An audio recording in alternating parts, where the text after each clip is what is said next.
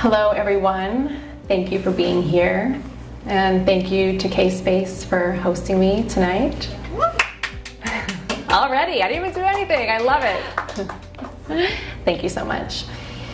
For those of you who don't know me, my name is Danna, and I'm a public speaker. I've been speaking for a number of years now, and when I began speaking, I initially was a speaker on the Holocaust, and I spoke all over the country on the Holocaust, on tolerance and resilience.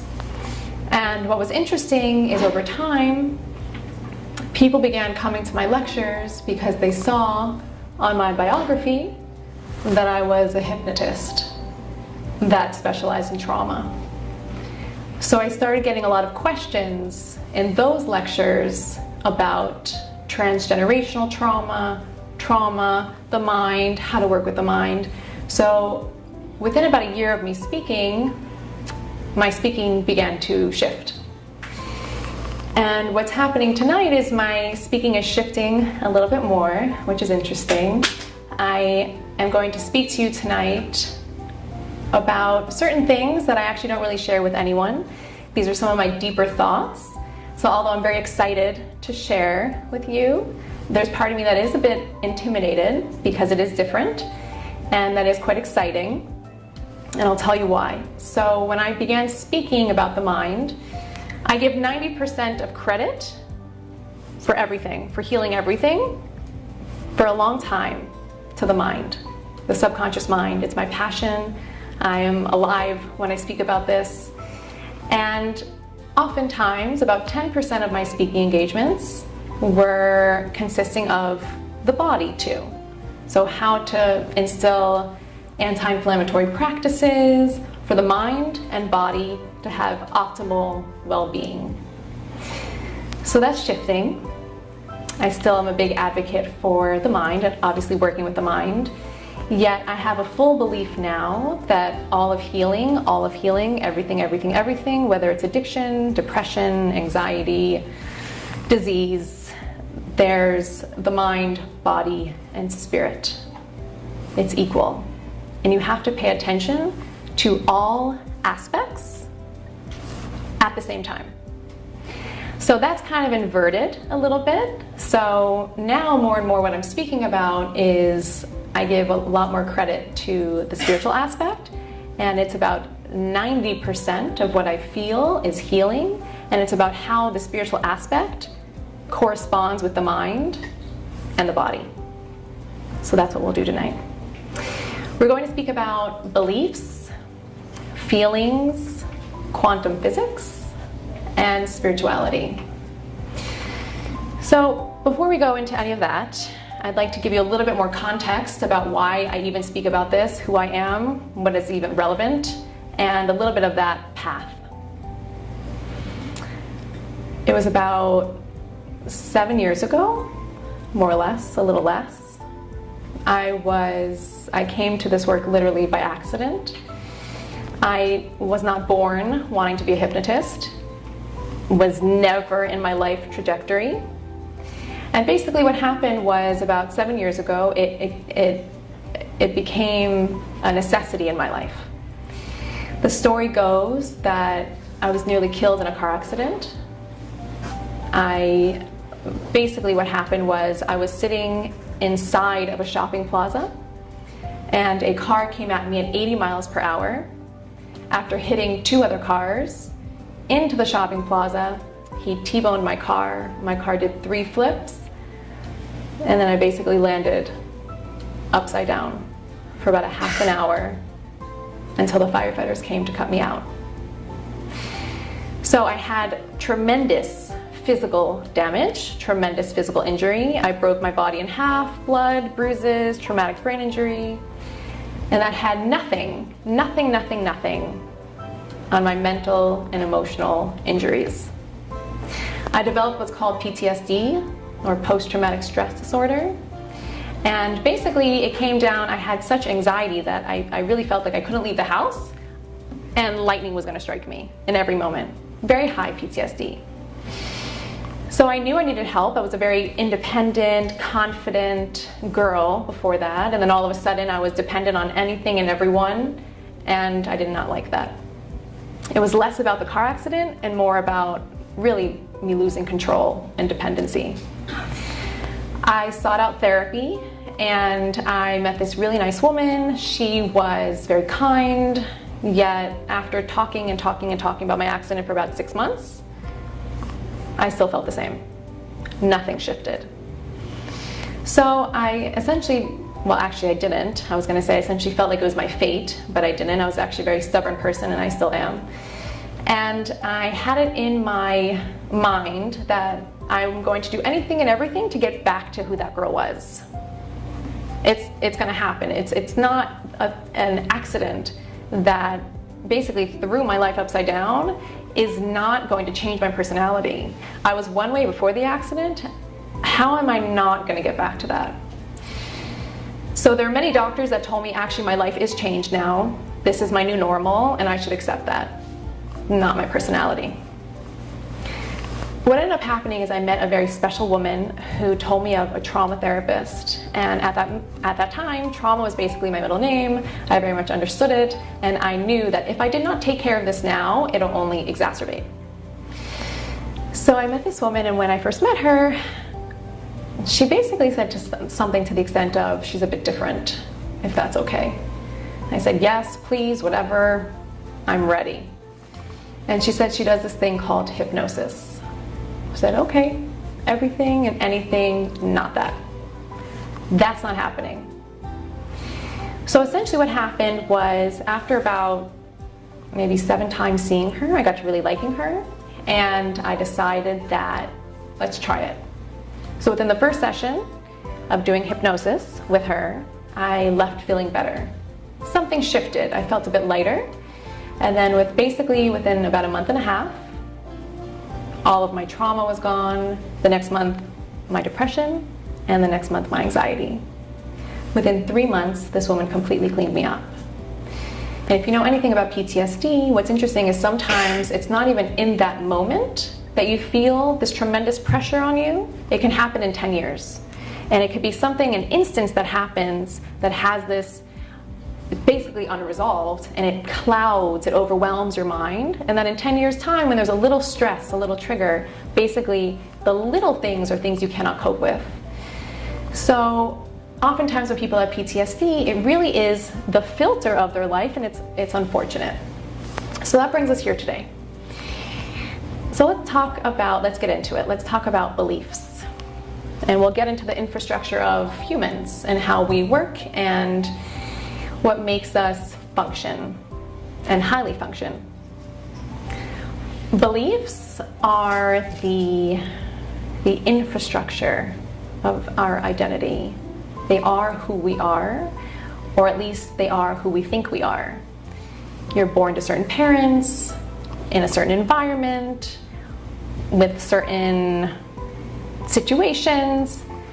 And what happens is, over time, is we have this identity that's created by our experiences. It's interesting, for example, political beliefs. Why is it so bothersome when someone has a different political belief than you? So in reality, it's just an opinion. Who cares if this person's left-wing, if that person's right-wing? It's politics, and it's an opinion. So why do we get so bothered? Because even political beliefs can create this core identity that when someone has a different opinion, and it's just an opinion, it can feel as if it's a threat to your identity. So what happens if we have a belief that is not good, that is disempowering? For example, what if we have a belief that life is scary? Just an example like that, like life is threatening. I actually went to a lecture last night that gave me a little bit of confidence to really say what I'm going to say tonight. And he mentioned something that he has drug rehab centers. And he said, there's one question he asked these people. What do you believe about life? Is life threatening or is life a challenge? If life is threatening, you and I, nothing, it's not going to happen. We have nothing to do. We're over. If life is a challenging, where there's certain situations that come that we have to overcome, okay, you and I, we can work together. It's a slight difference in perception, but it makes everything. It makes a world of difference. I was working with this woman a couple years ago. It's a fascinating story, and she had this belief that life is scary. And she came to me because, and it's not her fault, I'll just put it out there, not her fault. She had a bit of a traumatized childhood, and in every right, she definitely could have felt like life is scary. She came to me because a month before she saw me, she had this interesting experience where she was basically, by someone she knew, she was taken into the car, and the person was driving very, very fast. She kind of had to, knock her way out of the car, roll out of the car, and she broke her ankle as a result. So she came to me because she wanted to clear up that experience. It was a bit of an upsetting experience, but what happened was I had a distinct thought that type of situation would never happen to me. How did that happen? In reality, your subconscious beliefs, if you have a belief that life is scary, what happens with the subconscious mind is whatever is in it, it can project, and it will project into your reality. So thank God we clean that up. But in general, if you hold a belief like that, your subconscious mind is that powerful. It creates those beliefs. On the flip side, on a more positive note, there's another little story that I'll share with you. So I like to dive deep, I guess you can call it. I'm a very introspective person. Obviously, I do this work. I'm a hypnotist. So not only do I like to clear and go into the subconscious mind of other people and help them liberate these stuck feelings, I do it for myself as well. And I've been exploring a little bit further lately, which is something interesting that's been coming up. And there's a woman that I've been learning from, and she is very interesting. And she was actually also a girl I worked with for a little bit, and she said something to me. I came to her with something that I firmly believed, and it was a fact. This is American society, this is how life works, this is how it works, that's it. And she challenged me, and she said, I don't think so. It's definitely not a fact, and it's something that you should probably work on. And I was like, well, this is exactly how American society works, and there's nothing to change. So she challenged me again, and she said something to me. She said, when she found me, it was because our beliefs matched. We were a match for each other. Why? She had this desire to lose 20 pounds in a month, and she said, I didn't find a health coach that told me that this is going to be hard. She's like, no. She's like, I found a hypnotist that completely aligned with that belief. And when I found you and I asked you, is it possible to lose 20 pounds in a month? You're like, yeah, of course, easy. Because I see it happen all the time. It's not that hard. So she said, when I had that belief, we were a match. Our subconscious minds found each other. And that's a beautiful thing, and that's really how it works. Which brings us to feelings. Feelings are the color of life. They color everything. And they're everything, really. Feelings and emotions are everything. They are our motivator. They motivate our actions. They create action, movement forward, and they also prevent it. Most of what we're trying to do in life is just satiate a feeling. And in reality, a feeling is just a feeling. A thought is only a thought. And the merit that we give to feelings is, we have to, it is our motivator, but what we do is we sometimes, I feel, give a little too much merit. I read this article maybe 3 weeks ago, and it was in the Wall Street Journal, and it was quite interesting. Half of me was very happy to read it, and the other half was a bit let down. So this article was about anxiety. And the part of me that was happy was it was a full page, 2-page article, and it was about this woman who was a little bit speaking about her journey with anxiety, which was really nice because First of all, we're all human. Let's just take note of that now. We're all human. We all have feelings. And the fact that we have the feeling of anxiety is actually a good thing. It's a primal feeling. It's a natural feeling. The nuance here is anxiety should come up in situations that require it. So if you're threatened, you can have anxiety. But if you're sitting at your dinner table and you have chronic anxiety and you're just sitting at your dinner table, that should not happen. So as I'm reading this article, part of me was very happy that she's opening up the conversation that we're human, all of us have feelings, it's perfectly fine, and that's just the way life works. And they are the motivators behind everything. They're what drive us forward. And so she was explaining a bit of her experience, and she was saying she's been on this medication, that medication, she tried a little bit of that meditation, and basically to summarize the whole story, the piece that a bit let me down was she said in conclusion that she has anxiety and that she'll continue to suffer. And she's grateful for this journey. And a part of me died a little bit when I read that, because first of all, I don't think that's a great message to send, that she's just gonna suffer and that's it. And that's the summary, that's where we end it. In reality, I don't believe that we come to Earth to suffer. We don't. My belief is that trauma happens, disease happens, we have these limitations because we are meant to overcome that. It is literally our spiritual goal, our spiritual growth. The reason trauma happens is because we're meant to overcome it, and by overcoming it, we become closer to our essence and closer to God. That is the full reason that that stuff happens. So I wanted to call this woman, every part of me wanted to write her an email and just express to her that no, we don't have to suffer. A tool I like to use that I love, it might be one of my biggest loves in life, it's called regression therapy. And when people ask me, how do I not suffer? I say, regression therapy. And what it is basically, so you're not born anxious, you're just not. Maybe actually, I take that back. There could be experiences that you have in the fetus that create a little bit of the feeling of unsafety, but in general, we are not born with high anxiety. So what happens, we learn it.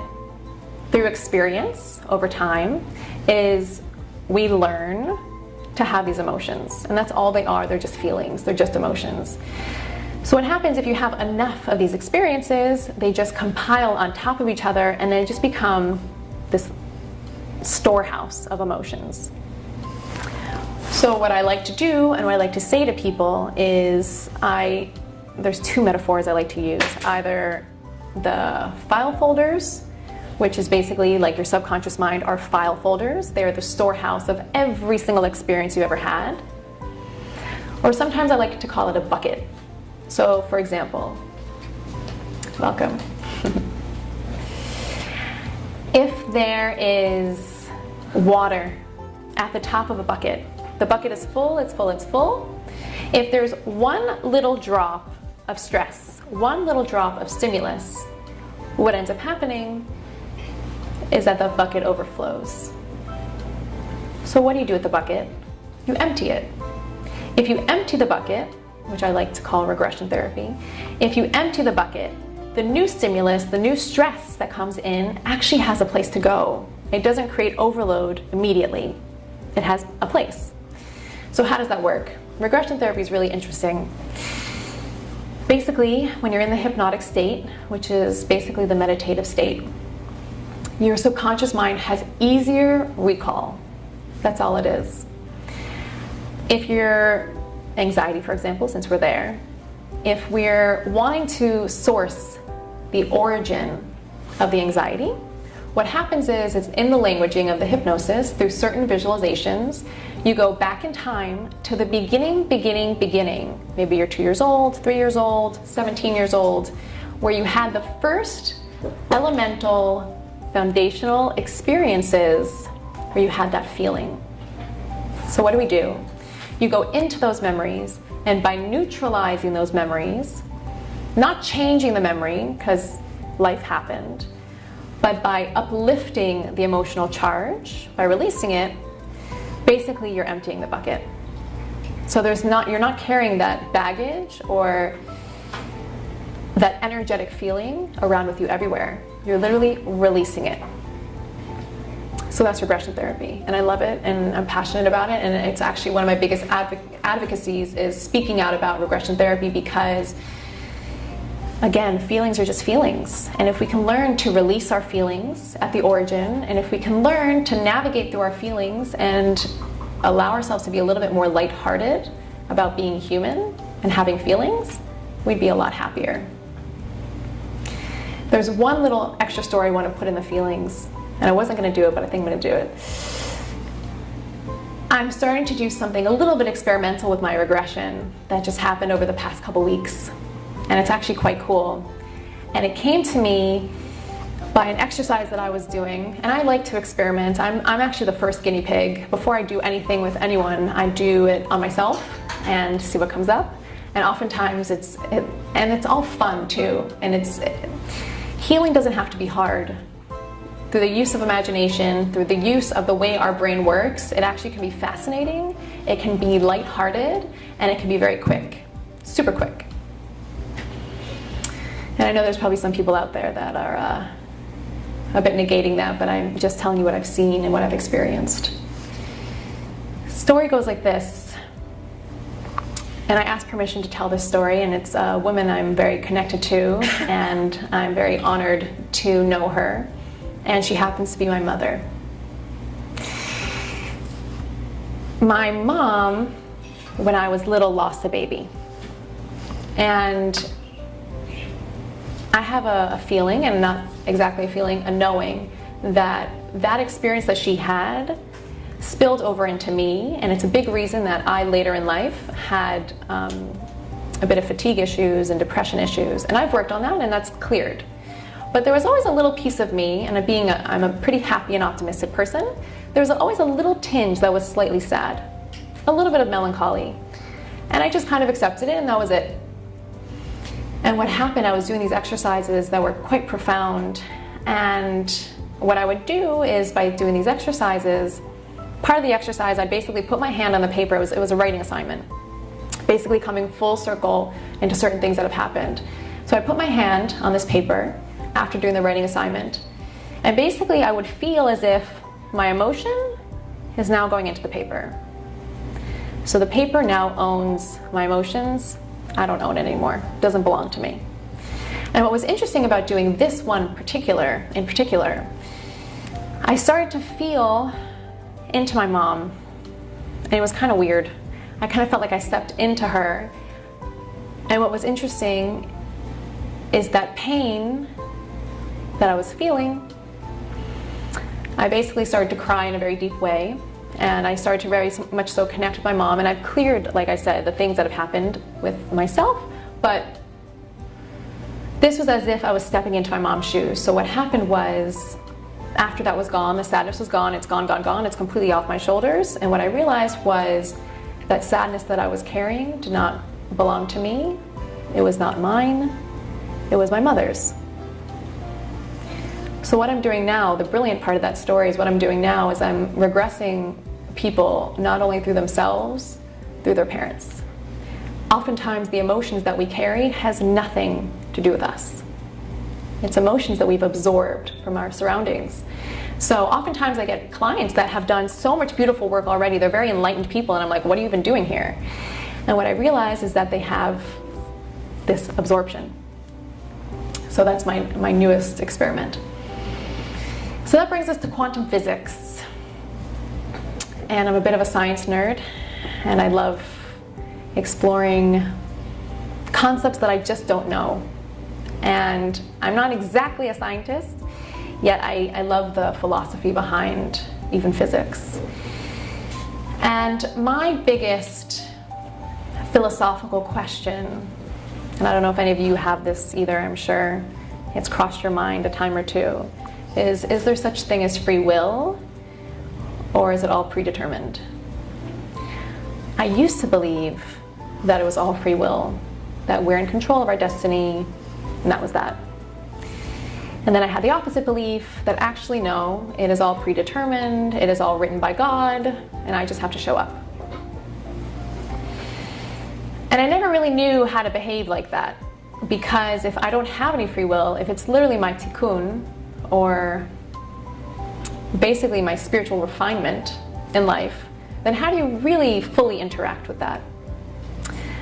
So my newest theory, which kind of aligns with my ponderings in the physics, is there's a theory in physics, it's called the multiverse theory, multi-universe, basically meaning that in this moment, there's 1,000 or infinite other possibilities for this exact same moment to be happening in different ways. So that's a philosophical concept in physics that in this moment, there's millions of other opportunities for the exact same moment. So that's something I like to ponder. And my newest theory is where free will comes in. So let's say, for example, your script is already written. Let's just say it's already written. But let's say there's not one script. Let's say there's thousands of scripts. There's infinite amounts of possibilities for you in this moment. My belief in free will is that your emotional state dictates the moment. What does that mean? For example, if you're depressed, angry, you have the frequency, a low frequency, that might attract that opportunity.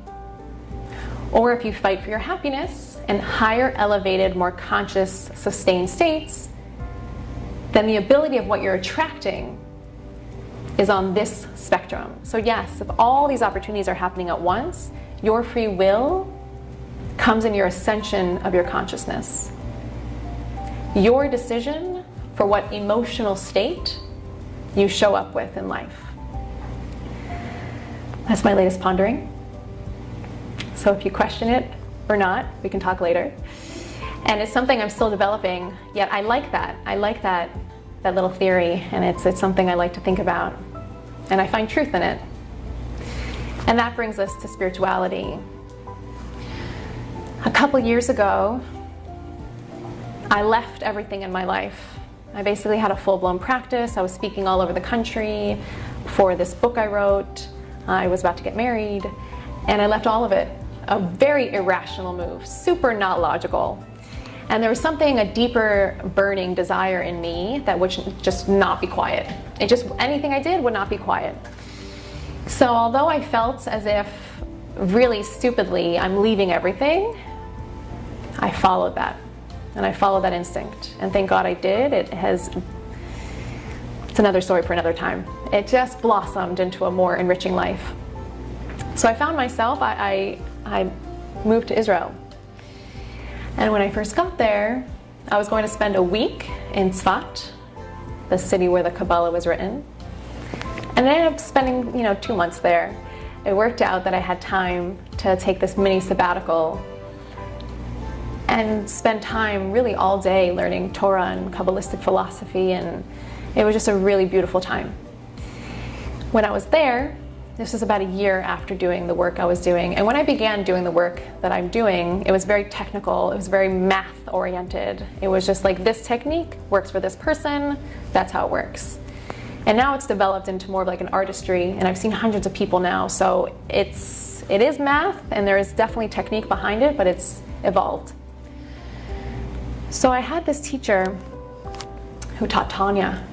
And Tanya, if any of you are familiar, it was written by the Alter Rebbe a couple hundred years ago. And it's basically a really interesting connection to how to be human, how to really fully be human, and the psychological aspects and the spiritual aspects, and it's quite beautiful. And my first teacher that was teaching Tanya really struck me, and for many, many reasons, he really got my attention. Within the first class, he said a lot of things, but 2 things struck me. The first thing is, as humans, we have two souls. We have an animal soul, which is our survival. It's our base nature. It's our instinct. It's not a bad thing. It's not being an animal. It's just our instinct. It's our survival. And then we have part of us, which is the godlike soul. It's our connection to God, to the divine, to our higher self, it's the reason we crave meaning and purpose. So that was the first thing he said. And the second thing he said was, in healing depression, for example, it's not good enough to just pursue the psychological aspects. It's not good enough to just pursue the spiritual aspects. In reality, you have to pursue them both at the same time. So I'm lighting up this whole class. And what ended up happening was, after class, I ran after my teacher, and I flagged him down, and I had a conversation with him, and I asked him, have you ever heard about hypnosis? And he said, yes, and actually, I'm against it, and mind control and all that stuff. And I said, no, it's not like that at all. And I explained to him the mechanics, that you're fully in control. It's just accessing the meditative state. And we had this conversation. And then I went a bit further.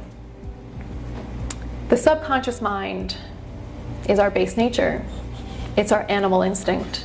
It's the fact that our blood flows and we don't have to think about it. It is everything. It's everything, everything, everything. Our conscious mind is this much of who we are.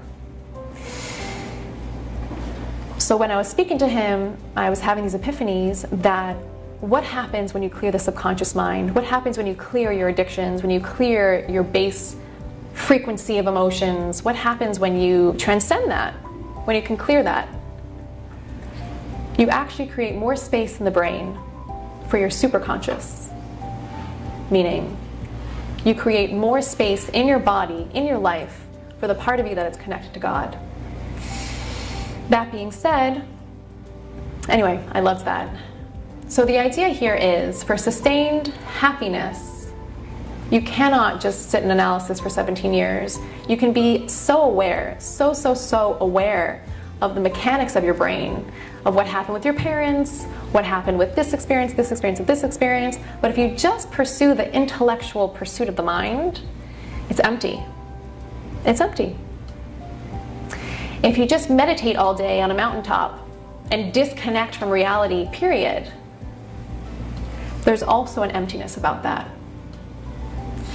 So the idea here for being human on Earth is to transcend your base nature, meaning you can become a more conscious person in a number of ways. It can be through prayer, connecting to God, connecting to your source, connecting to that spark of life that is within you that might need vitality. Meditation, the same thing, going within. And my favorite little hack, hypnotic work, which basically clears your subconscious, your base nature, to allow for more elevated, more conscious behavior. So in reality, for the experience here as a human on Earth, if we do these things, if we allow ourselves to fully tap into our essence through our mind, so if we have this spiritual connection in our mind, you can have sustained happiness. Basically, if you do these things and you really tap in mind, body, and spirit, you can make this experience as a human on Earth a little bit more heavenly. Thank you so much.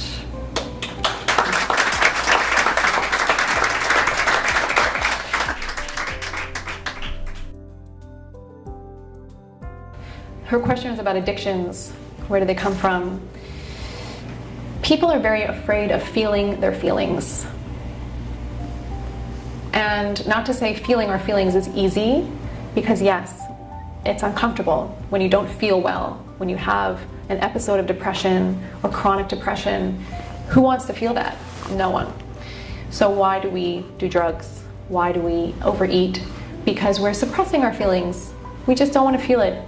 So in that 5 seconds of popping a pill or overeating, we're alleviating those heavy feelings. That's all we're trying to do, is just cope. So what are we coping with? We're coping with instances that were never resolved. traumas that we never processed. The moment you process that, the moment you liberate and allow those instances to be neutralized, you have nothing to cope with anymore. You're coped. And you can let go of that addiction because you have no reason for it anymore.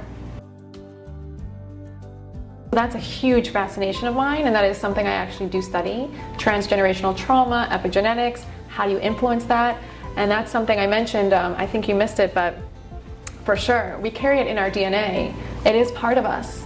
Our ancestors, our grandparents, grandparents influences us, if we want them to or not, by their traumatic experiences. And not only by, living their life and their influence physically communicating into the next generation, but even just in your cells.